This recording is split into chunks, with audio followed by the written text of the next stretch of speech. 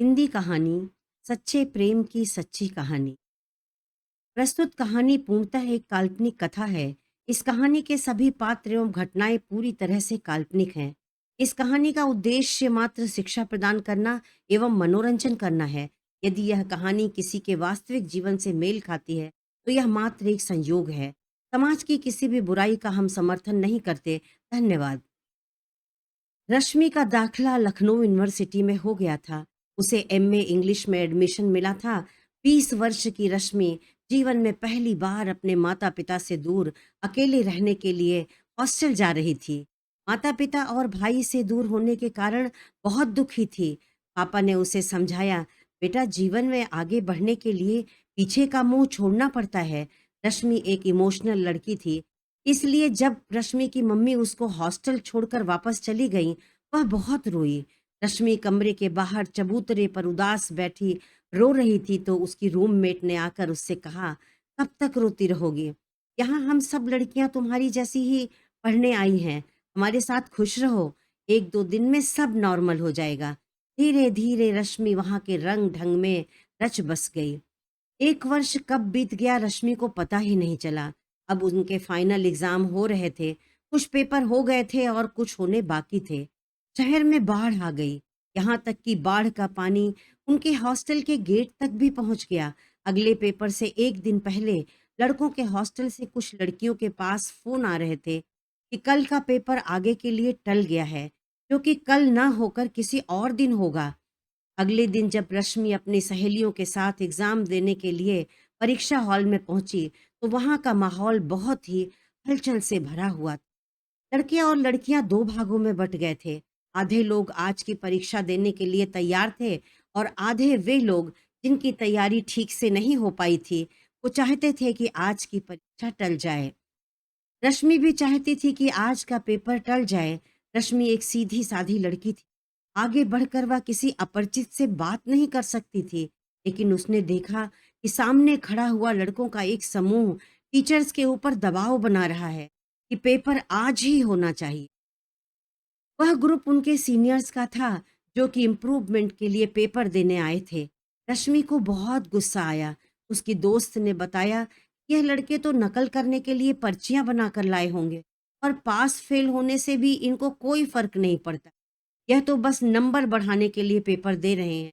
लेकिन रश्मि को जाने कहाँ से इतनी हिम्मत आई कि वह सीधे उस ग्रुप में जाकर सामने खड़ी हो गई। एक लड़का जिसकी बात प्रोफेसर बड़ी ध्यान से सुन रहे थे, उनके सामने गुस्से में बोली, मुझे पता है कि आप लोग आज की परीक्षा होने के लिए क्यों जोर दे रहे हैं, क्योंकि आप लोग तो नकल करने के लिए पर्चियां बनाकर लाए हैं। यदि आज पेपर नहीं हुआ तो आपकी सारी मेहनत बेकार हो जाएगी। वह लड़का आश्चर्य से रश्मि को देखने लगा। रश्मि ने कहा, आप ही के हॉस्टल से हमारे हॉस्टल में बार बार गलत मैसेज पास हो रहा था कि परीक्षा नहीं होगी, जिसके कारण आज हम लोग डिस्टर्ब हो गए और पढ़ नहीं पाए। हम आज बिल्कुल भी एग्जाम नहीं होने देंगे। साथियों, यही तो है विधि का विधान। जिनका मिलना विधाता ने तय किया है, नियति उन्हें मिलाने का हर संभव प्रयास करती है। इसीलिए सीधी सादी सी रश्मि उनके सामने तन कर खड़ी थी और वह लड़का था समीर, जिससे बात करने से लोग डरते थे। वह गुंडा तो नहीं था, लेकिन दबंग लड़का था। लंबा गठा हुआ सुडौल शरीर, सुंदर नाक नक्श, कुल मिलाकर एक सुदर्शन पुरुष दिखता था। वह चौंक गया कि एक पतली दुबली और कमजोर सी लड़की उसके सामने खड़ी होकर उसे चुनौती दे रही है। एक बार तो वह अपनी त्योरियां चढ़ाते हुए गुस्से से बोला कि मैडम आप मुझ पर गलत इल्जाम लगा रही हैं।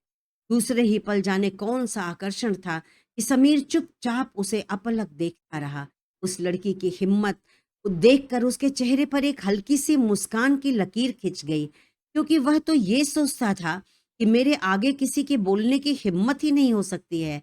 मेरी दबंगई के विषय में तो चारों ओर चर्चे हैं। रश्मि को अब अपनी गलती का एहसास हुआ। वह बिना मतलब एक गुंडे से भिड़ गई और वह सहम कर चुप हो गई। समीर के मन में जाने क्या आया कि उसने प्रोफेसर और दूसरे लड़कों को समझाना शुरू कर दिया कि यह सच्चाई है कि लड़कियों के हॉस्टल में कुछ लोगों द्वारा एग्जाम ना होने की अफवाह फैलाई गई थी और हमारे बहुत से सहपाठी भी बाढ़ के कारण परीक्षा भवन तक नहीं पहुंच पाएंगे। अतः आज का पेपर आगे के लिए टाल दिया जाना चाहिए। रश्मि ने अब सिर उठाकर उसकी ओर देखा तो देखती रह गई। थोड़ी देर के लिए वह पलक झपकाना भी भूल गई। उसकी सहेली ने उसका हाथ पकड़ा और खींचते हुए उसे वहां से दूसरी ओर ले आई और बोली कि जानती भी है कितना बड़ा गुंडा है। समीर नाम है उसका। गुस्से में आ गया तो तुझे हॉस्टल छोड़कर भी भागना पड़ेगा। अब रश्मि थोड़ा डर गई, चुपचाप एक कोने में जाकर खड़ी हो गई, लेकिन बार बार उसकी आंखें उस लड़के को खोजती। एक बार समीर की नजर उस पर पड़ी, दोनों की निगाहें मिली और रश्मि सहम गई। लेकिन समीर ने रश्मि की सहमी हुई आंखों में उसकी मासूमियत पढ़ ली। अब जितनी देर वे दोनों हॉल में रहे, थोड़ी थोड़ी देर बाद वह एक दूसरे को देख लेते। प्रोफेसर द्वारा बता दिया गया कि आज की परीक्षा आगे के लिए टाल दी गई है। आने वाले समय में इसकी तारीख बता दी जाएगी। रश्मि बहुत घबराई हुई थी। उसने अपनी सहेली से कहा, चलो हम हॉस्टल चलते हैं। रश्मि अपनी दोस्त का हाथ पकड़कर जल्दी जल्दी हॉल के बाहर आ गई और हॉस्टल की बस में जाकर बैठ गई। लेकिन वह बार बार खिड़की से बाहर अभी भी समीर को खोजने का प्रयास कर रही थी कि कहीं वह मेरा पीछा तो नहीं कर रहा, कहीं वह मुझसे बदला तो नहीं लेगा। थोड़ी देर में उसने देखा कि समीर अपने दोस्तों के साथ खड़ा हुआ उसी को देख रहा था। अब की बार उसकी उससे निगाहें मिलते ही रश्मि का दिल जोर से धक धक करने लगा। वह जल्दी से सिकुड़कर अपनी दोस्त के पास बैठ गई। बस चल पड़ी। रश्मि ने फिर मुड़कर खिड़की से बाहर देखा तो समीर अपने दोस्तों से हंसकर बातें करते हुए उसी को देख रहा था। रश्मि तो अब बिल्कुल उसका शरीर पसीने से तरबतर हो गया और वह कांपने लगी। उसकी दोस्त ने कहा, क्या हो गया तुझे, क्यों इतना घबराई हुई है? तो उसने कहा, मैं डर रही हूं कि वह गुंडा मुझसे बदला न ले। उसकी दोस्त ने कहा, वह बुरा लड़का नहीं है, गुस्से वाला बहुत है, लेकिन बहुत नरम दिल भी है। तू डर मत, मैं उसे अच्छे से जानती हूँ।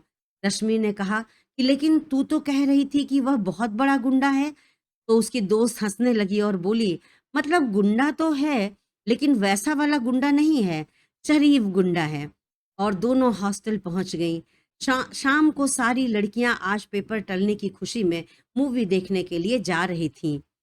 तो रश्मि की दोस्त जोर जबरदस्ती करके उसे भी अपने साथ ले गई। जब वह सिनेमा हॉल में पहुंची तो मूवी शुरू हो चुकी थी। काफी अंधेरा था। बड़ी मुश्किल से वह अपनी सीट तक गई। रश्मि की निगाहें यहाँ भी जाने क्यों समीर को ही खोज रही। उसे लगा कि वह भी पिक्चर देखने ना आया हो। इंटरवल में दोनों लड़कियां बाहर कोल्ड ड्रिंक लेने चली गईं। जब वह लौट कर आईं और रश्मि जैसे ही अपनी सीट पर बैठी तो उसने देखा कि सामने वाला लड़का अपने दोस्त से बात करते हुए जोर से हंस रहा था। उसकी आवाज इतनी जानी पहचानी थी कि रश्मि का दिल जोर से धड़कने लगा। वह पहचान गई कि समीर ही था। रश्मि ठीक उसके पीछे वाली सीट पर बैठी थी। समीर ने भी उसे देख लिया था।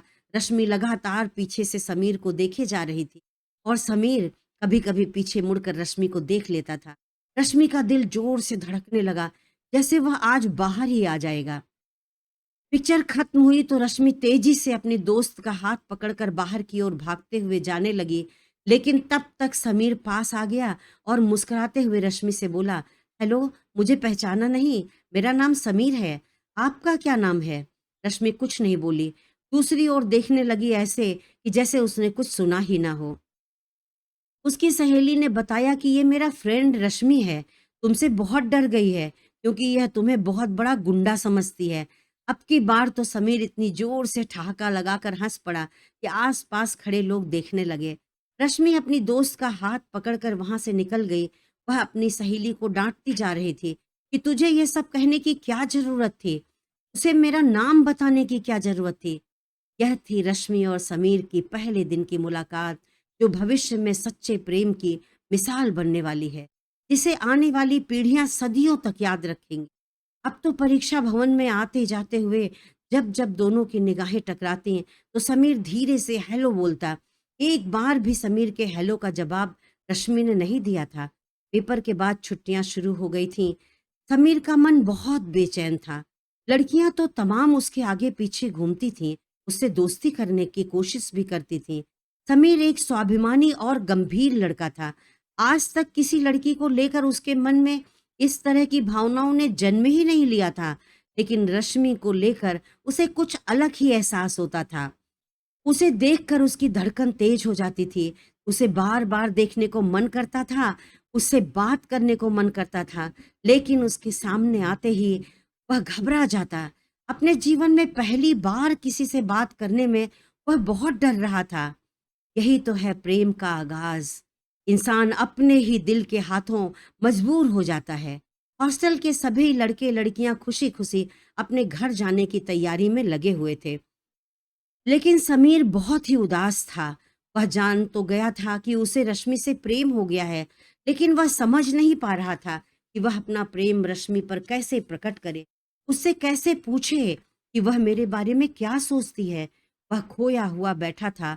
इधर कुछ दिनों से उसका दोस्त शेखर रश्मि से बात करने को लेकर उसका उतावलापन और अब उसकी उदासी देखकर कुछ कुछ समझ रहा था। कहते हैं ना कि दोस्त से बड़ा दिल का हाल जानने वाला और कोई नहीं होता। उसने बहुत मिन्नतें करके समीर से उगलवा ही लिया कि वह रश्मि से प्रेम करने लगा है। रश्मि पटना शहर के एक बड़े बिल्डर की बेटी थी और संयोग से समीर का वह दोस्त शेखर भी उसी शहर में रहता था। उसने समीर को बताया कि मेरे और रश्मि के घर के बीच में 4-5 घरों का ही फासला है। उसने समीर को अपने घर आने के लिए न्योता भी दे दिया। सभी लोग अपने अपने घर के लिए रवाना हो गए। जाते जाते रश्मि की निगाहें बार बार यूनिवर्सिटी की लंबी सड़कों पर दौड़ जाती। समीर को उसकी निगाहें खोज रही थीं।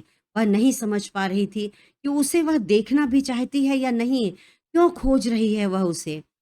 वह यह भी नहीं समझ पा रही थी कि समीर को देखकर क्यों उसकी धड़कनें बढ़ जाती हैं, क्योंकि प्रेम के इस एहसास से वह अपरिचित थी अभी। लेकिन प्रेम के वेग को कौन रोक सकता है भला। प्रेम ने दोनों के ही दिलों में बराबर से दस्तक दे दी थी। रश्मि अपने घर पहुंच गई। अपने घर वालों से मिलकर वह बहुत खुश हुई और सुबह शाम अपनी चाची की बेटियों के साथ छत पर पहुंच जाती। सारी लड़कियां मिलकर रस्सी कूदती और खूब धमा चौकड़ी मचाती। लेकिन इन सब के बीच उसकी यादों में बैठा हुआ समीर अपनी चिर परिचित मंद मुस्कान के साथ उसे देख रहा। कभी कभी वह भी गुमसुम हो जाती, लेकिन दूसरे ही पल उसकी बहनें उसे खींचकर अपने साथ ले जाती। ऐसी ही एक शाम ढलते हुए सूरज की मध्यम रोशनी में जब सब छत से नीचे उतर रही थीं, अचानक रश्मि की निगाह कुछ दूर पर स्थित एक छत पर गई। ऐसा लगा कि छत पर कोई लड़का खड़ा उसे ही देख रहा है। उसका दिल जोर से धड़क उठा, बिल्कुल वैसे ही जैसे समीर को देखकर धड़क उठता है। वह भागकर नीचे चली गई। उसे डर लगा कि कहीं समीर को उसकी बहनें भी ना देख लें।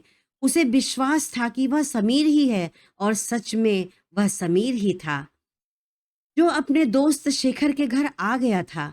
अगले दिन रश्मि छत पर जाने का साहस नहीं कर पा रही थी। वह डर गई कि कहीं उसकी बहनें यह सच्चाई जान न लें। भैया और पापा को पता लग गया कि समीर मेरा पीछा करते हुए यहाँ तक आ गया है, तब तो वह समीर को जान से ही मार देंगे। अपने मन को लाख रोका, लेकिन मन कहाँ उसके वश में था और कहाँ उसकी बात मानने वाला था। ना चाहते हुए भी वह छत पर पहुंच जाती है।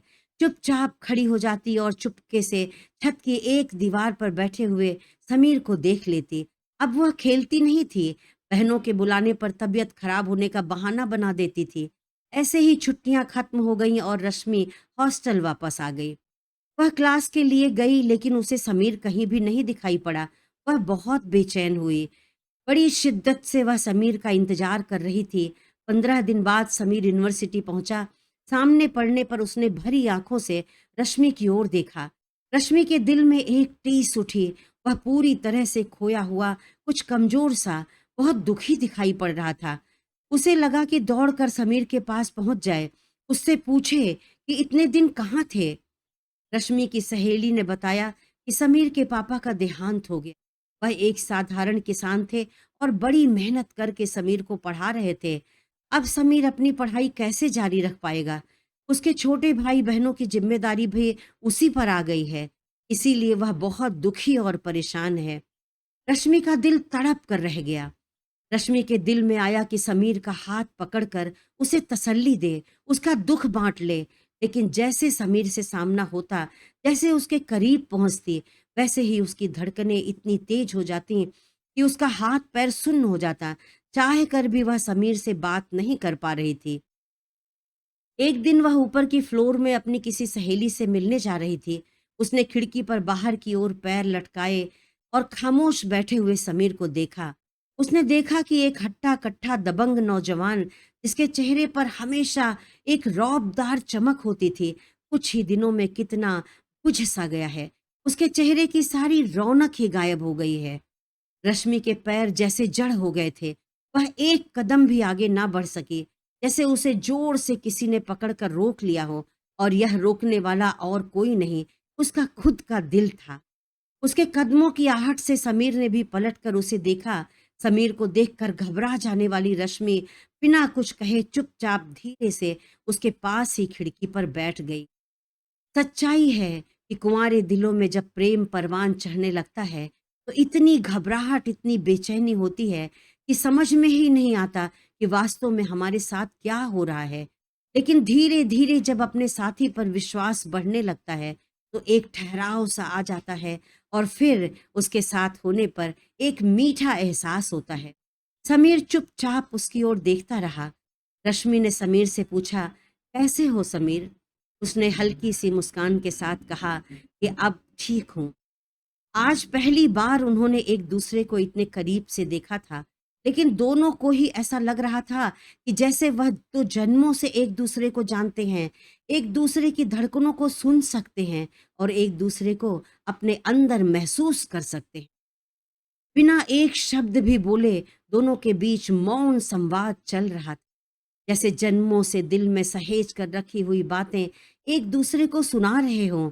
इतने में लैब असिस्टेंट उधर से गुजरा और बोला, मैडम और सर जी, आप दोनों तो इस खिड़की से बाहर गिरकर हमेशा के लिए अमर हो जाइएगा, लेकिन हमारी नौकरी चली जाएगी। जाइए कहीं सुरक्षित जगह पर बैठकर एक दूसरे के दिल का हाल सुनिए। रश्मि और समीर दोनों बुरी तरह से शर्मा गए और एक दूसरे से नजरें चुराने लगे। बड़ी देर तक दोनों चुपचाप वहीं बैठे रहे। उनके उसके बाद समीर रश्मि को हॉस्टल तक छोड़ कर आया। इस तरह से अब दोनों एक दूसरे को देखकर कुछ पल साथ बैठ जाते। होठों से तो ज्यादा बातें नहीं होती, लेकिन अंतर मन का संवाद चलता रहता। विश्वविद्यालय का वार्षिक उत्सव आ गया था। एक दिन रश्मि अपनी कुछ सहेलियों के साथ ऑडिटोरियम में हो रहे नाटक को देखने पहुंची। वहां पर उसने समीर को देखा।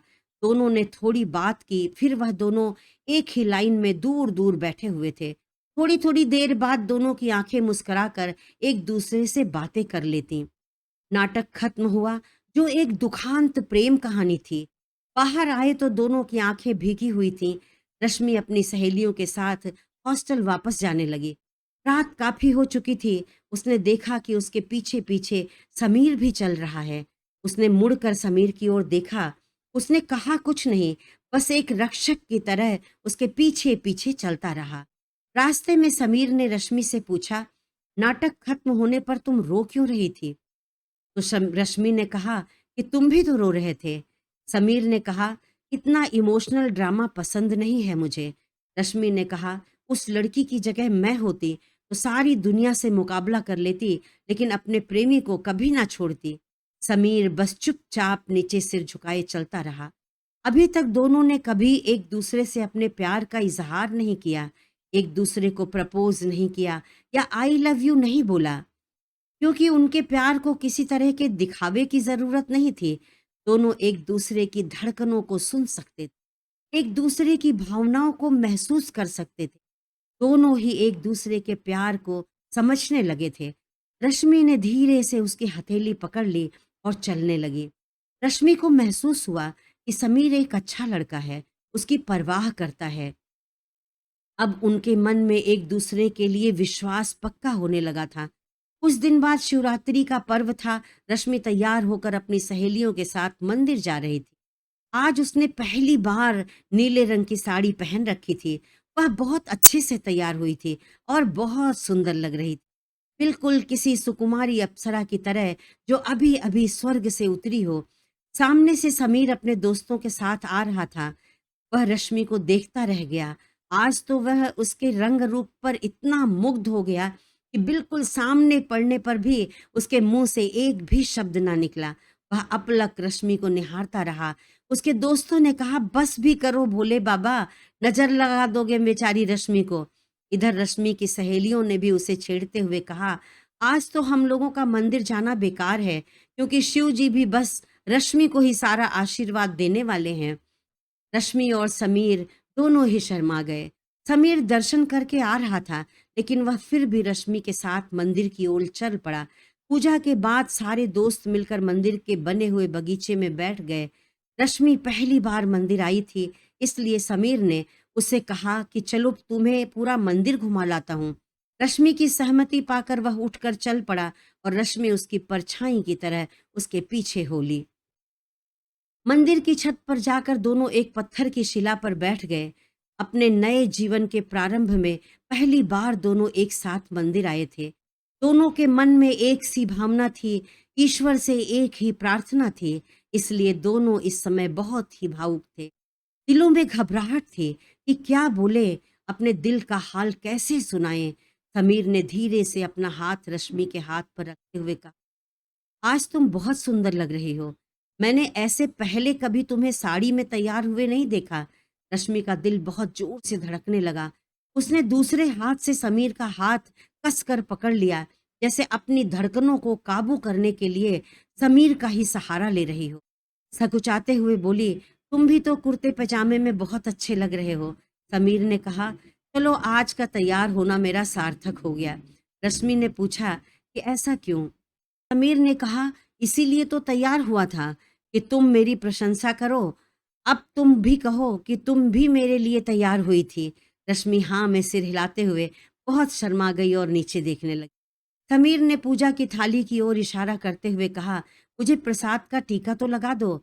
रश्मि ने अपनी एक उंगली में थोड़ी सी रोली लगाकर समीर के माथे पर टीका लगाने के लिए हाथ बढ़ाया, लेकिन उसका हाथ कांपने लगा। समीर ने उसकी कलाई धीरे से थामी और अपने माथे पर टीका लगवा लिया। फिर समीर ने रश्मि से उसको टीका लगाने की इजाजत मांगी, तो रश्मि ने स्वीकृति देते हुए अपनी निगाहें नीची कर ली। समीर ने उसके माथे पर रोली का टीका लगाया। उसने देखा कि घबराहट से रश्मि के माथे पर पसीने की बूंदें झलकने लगीं और उसकी बंद पलकों पर आंसू की बूंदें ठहरी हुई थीं। समीर ने धीरे से उसके माथे पर अपने प्रेम की मुहर लगा दी। रश्मि को ऐसा लगा कि जैसे सारी कायनात पल भर के लिए ठहर गई हो। अपने माथे पर समीर के होठों के स्पर्श से उसे किसी प्रकार का उन्माद नहीं हुआ, बल्कि उसे इतनी शीतल शांति मिली कि जैसे स्वयं परमेश्वर ने अपने आशीर्वाद की एक बूंद उसके अस्तित्व में समा दिया हो। उसका मन रोशनी से भर गया। उसने अपने दूसरे हाथ से कसकर समीर का हाथ पकड़ लिया, उसके कंधे पर सिर टिका दिया। यह पहले प्रेम के पहले स्पर्श का एहसास था। आज पहली बार दोनों ने प्रेम के अद्भुत स्पर्श को महसूस किया था। बड़ी ही शांति और पवित्रता थी उनके प्रेम में। उसकी आंखों से आंसू की दो बूंद समीर के हाथों पर गिर गई। समीर की आंखें भी नम हो गईं। दोनों एक दूसरे का हाथ पकड़े इसी तरह बड़ी देर तक बैठे रहे। थोड़ी देर बाद उनके दोस्त वहां आ गए और कहा, पूरी जिंदगी यहीं बैठे रहने का इरादा है या हॉस्टल भी चलोगे? दोनों हड़बड़ा कर उठ उठ खड़े हुए। उनके दोस्त हंसने लगे। अब तो दोनों साथ क्लास के लिए जाते, साथ हॉस्टल आते, समय मिलने पर मंदिर चले जाते और उसकी सीढ़ियों पर घंटों बैठे रहते। एक दिन दोनों नदी के किनारे खड़े नदी की धारा को देख रहे थे, उससे आने वाली ठंडी हवा को महसूस कर रहे थे। लेकिन रश्मि का दुपट्टा उड़कर बार बार समीर के चेहरे को ढक लेता था और फिर रश्मि शर्मा कर अपने दुपट्टे को खींच लेती। एक बार दुपट्टा जैसे ही समीर के चेहरे को छूने लगा, रश्मि ने उसे खींचना चाहा, लेकिन समीर ने दुपट्टे को पकड़ते हुए कहा, क्यों रोकती हो इस बेचारे को? कर लेने दो ना अपने मन की। शर्म से रश्मि के गाल बिल्कुल गुलाब की तरह लाल हो गए। उसने अपनी नजर दूसरी ओर फेर ली, लेकिन दूसरे ही पल समीर ने उसके गाल को धीरे से चूम लिया। रश्मि कांपने लगी। उसे लगा कि चक्कर खाकर गिर जाएगी। समीर ने उसे कंधे से पकड़कर धीरे से संभाला और बोला, क्या हुआ? उसने कहा कि कुछ नहीं, और समीर के कंधे पर सिर टिका। इसी प्रकार से हर दिन उनके दिल की किताब में उनके प्रेम के अनेक पल लिखे जा रहे थे और उनका प्रेम और गहरा होता जा रहा था। एक दिन वह दोनों रिक्शे में बैठकर क्लास से वापस आ रहे थे। हॉस्टल के गेट पर पहुंचकर समीर ने रश्मि का हाथ पकड़कर बाय कहा और मुस्कुरा कर आगे बढ़ने लगा। रश्मि उसे जाते हुए देखती रही, लेकिन जैसे ही वह गेट की ओर पलटी तो उसकी निगाह सामने खड़े हुए अपने पापा पर पड़ी। रश्मि को काटो तो खून नहीं, उसे लगा कि धरती फट जाए और मैं यहीं समा जाऊं, लेकिन पापा का सामना करने और उनसे झूठ बोलने की उसमें हिम्मत नहीं थी। पापा ने रश्मि से कहा, गाड़ी में बैठो। रश्मि ने धीरे से कहा, पापा मेरी बात तो सुनिए, मैं अपने कपड़े तो ले लूं। पापा ने गुस्से से देखते हुए कहा, गाड़ी में बैठो। रश्मि चुपचाप बैठ गई। उसके पापा शाम की फ्लाइट से उसे वापस पटना लेकर चले आए। घर आने के बाद उन्होंने मम्मी से समीर के विषय में सारी बात बताई और कहा कि अब यह हॉस्टल नहीं जाएगी। मम्मी ने धीरे से कहा कि एक बार इससे भी बात कर लीजिए, हो सकता है जैसा आप सोच रहे हो वह गलत हो। तो पापा गुस्से से दहाड़े, मैंने जिंदगी भर घास नहीं काटी है। मेरी निगाहें उड़ती हुई चिड़िया के पंख पहचानती हैं कि वह किस दिशा में मुड़ने वाली है। मैं इसकी शादी कर रहा हूँ। लड़का हमारी जान पहचान का है, यह भी उसे जानती है। जितना कहता हूँ उस पर अमल करो। मम्मी उसके पापा से बहुत डरती थी। उनकी हिम्मत नहीं थी कि पापा की किसी भी बात को वह काट सकें या उसका जवाब दे सकें। रश्मि ने अपनी मम्मी को सारी बात बताते हुए कहा, मम्मी समीर बहुत ही समझदार, शरीफ तथा पढ़ने में तेज लड़का है। अपने जीवन में बहुत ऊंचाइयों तक जाएगा। प्लीज आप पापा को समझाइए, मेरी पढ़ाई छुड़वाकर किसी और से मेरी शादी करके मेरा जीवन ना बर्बाद करें। लेकिन पापा के आगे किसी की कुछ नहीं चलती थी। मम्मी मुझे समझाती रही कि बेटा कुछ नहीं हो सकता है। जैसा पापा कहते हैं तुम्हारे भले के लिए ही कहेंगे और चुपचाप उसे ही अपनी किस्मत समझकर मंजूर कर लो। मैं रात दिन रोती रहती, समीर से मेरी बात भी नहीं हो पा रही थी। मेरा फोन छीन लिया गया था।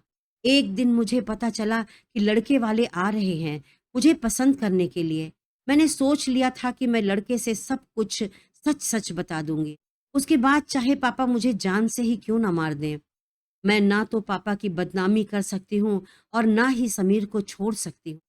2 दिन बाद घर में जोर-शोर से तैयारी चल रही थी। ज़बरदस्ती मुझे तैयार करके बिठा दिया गया। मैं लाख रोती रही, लेकिन वहाँ पर मुझे सुनने और समझने वाला मेरी लाचार माँ के अलावा और कोई नहीं था। शाम हुई और कुछ मेहमान आकर ड्राइंग रूम में बैठ गए। मुझे बुलावा भेजा गया। मैं हाथ में चाय की ट्रे लेकर ड्राइंग रूम में दाखिल हुई, लेकिन सामने डॉक्टर सिद्धांत को बैठे देखा तो मेरा हाथ काँप गया और चाय की ट्रे हिलने लग गई। सिद्धांत ने दौड़कर मेरी ट्रे पकड़ ली, नहीं तो सारी प्यालियां फर्श पर फैल गई होती। पापा ने मुझे अपने पास बिठाया और मेरे सिर पर बड़े प्यार से हाथ रखकर कहा, बेटी डॉक्टर सिद्धांत को तुम बचपन से ही जानती हो। जब भी पटना अपने मामा के घर आते हैं तो हम लोगों से मिलने जरूर आते हैं। बहुत ही होनहार लड़का है, ऊंचे खानदान से है। तुम किस्मत वाली हो कि उन्होंने तुम्हें पसंद किया है। मैंने कुछ नहीं बोला और सिर नीचे करके सहमति में धीरे से सिर हिला दिया। मैं अपने पापा से भी बहुत प्यार करती थी। सबके सामने उनका नाम खराब नहीं कर सकती थी, लेकिन समीर को किसी भी हालत में नहीं छोड़ सकती थी। जब नाश्ता खत्म हुआ तो पापा ने कहा कि आज का दिन और मुहूर्त बहुत ही शुभ है, तो क्यों ना अंगूठी पहनाने की रस्म संपन्न कर दी जाए। मेरी जान बिल्कुल निकलने ही वाली थी। मैं अंदर से बहुत घबरा गई और पसीने से तरबतर हो गई। डॉक्टर सिद्धांत एकटक मुझे ही देखे जा रहे। साथियों, यह कहानी अभी खत्म नहीं हुई है, क्योंकि प्रेम तो अंतहीन होता है। रश्मि और समीर के जीवन का संघर्ष भी अभी बाकी है। क्या समय के थपेड़ों ने उन्हें तोड़ दिया? रश्मि के मन से समीर को क्या डॉक्टर सिद्धांत अलग कर पाया? रश्मि के बच्चे का क्या हुआ? उनके प्यार की इंतहा जानना अभी बाकी है। यह जानने के लिए कि इस कहानी का अगला भाग मैं शीघ्र ही आप लोगों के सामने लेकर आऊंगी। मेरी कहानी कैसी लगी कमेंट में लिखकर जरूर बताएं। यदि मेरी कहानी पसंद आई हो तो कृपया करके इसे लाइक कर दें तथा ऐसी ही और कहानियों के लिए मेरे चैनल को सब्सक्राइब करके बेल आइकन को दबाना ना भूलें। धन्यवाद।